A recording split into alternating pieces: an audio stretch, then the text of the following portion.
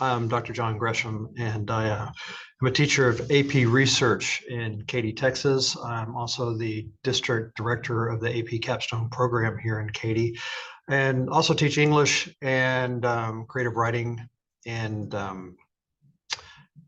when Peter asked me to put together a little video talking about what I do in my classrooms as far as dealing with futures thinking for my students, I had to think about it for a little bit, because one of the things about futures thinking is that it's so much part of my teaching method and how I teach, that it's difficult sometimes for me to think about separating it out, if that makes sense.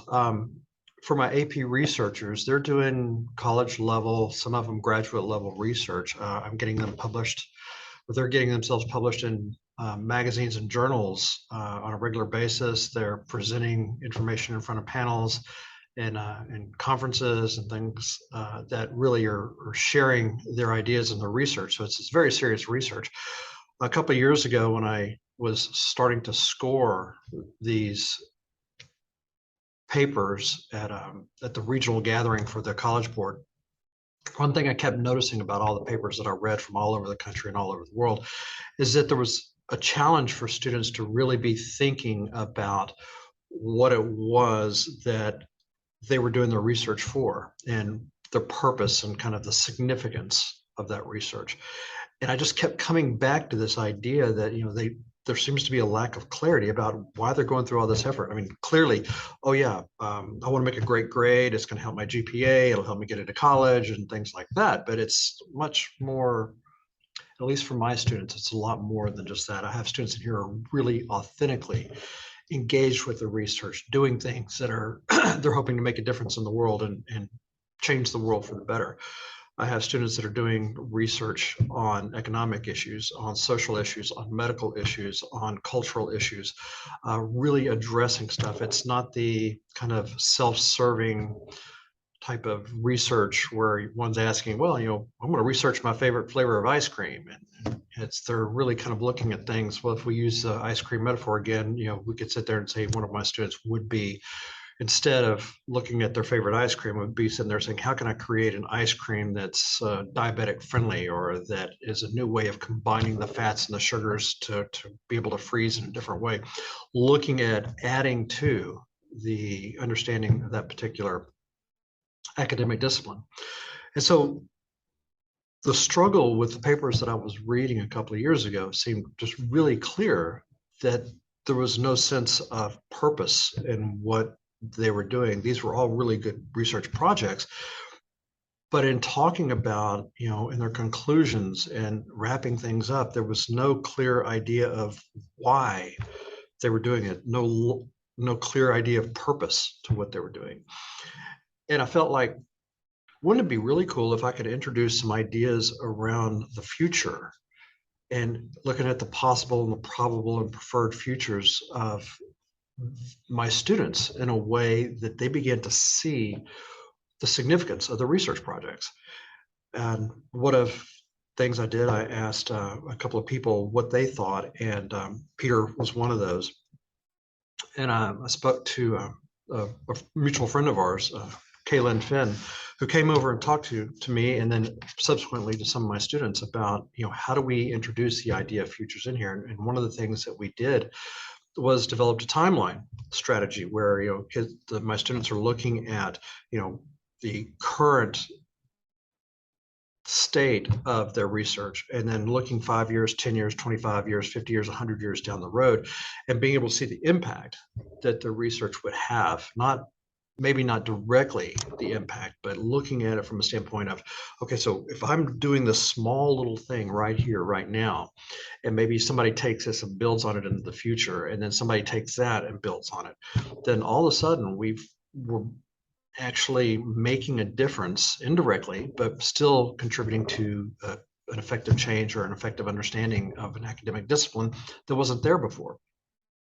And my students began to see, wow, I really do have an opportunity here to make a difference in the world, to do things in a way that is contributing to this academic discipline, contributing to the quality of life and the standard of living, and contributing to people that are living in different parts of the world. And it really became something of a sense of pride for my students because they could see that this was more than just a grade. It was more than just a GPA. It was more than just putting something in their college application portfolio. It became something much more significant. And what that's led me to is looking at other ways of including a futures perspective in AP research. We have the program itself is made up of two courses. There's the seminar course, which is the precursor to the prerequisite to AP research. And that's where they talk about the kind of the general ideas of research, and they talk about, what does research look like? And that particular program doesn't have any methods or data gathering in it. It's really more looking at a lit review approach. And in the curriculum for that program itself, written by the College Board, students are asked and encouraged to look at the future perspective of what's going on. One of the things is that most of the teachers that are teaching AP seminar don't themselves really have an idea of how to participate in futures thinking. And so I think it's incumbent upon us to begin to think about how do we begin teaching teachers at the high school level, at the middle school level, even at the elementary school level, to teach our students how to begin thinking about the future, how to begin to incorporate the ideas of futures into the curriculum, to be able to think about a way of showing students that, hey, it's not just what you're doing today, it's not just what's here, but the consequences, the ramifications of the choices and the decisions that you're making and how that impacts the world. And we begin to think about the future in all the actions that we do and all the learning that we do and all the curriculum building that we do. What is the future implication of this particular lesson cycle? I mean, and this can be in all the different areas of school. It can be in English class, it can be in science, clearly in science and mathematics, but also in history and social studies, looking at music. What is the future ramifications of some of the music that we are doing today, or sports and things like that. There's all kinds of development that happens in sports.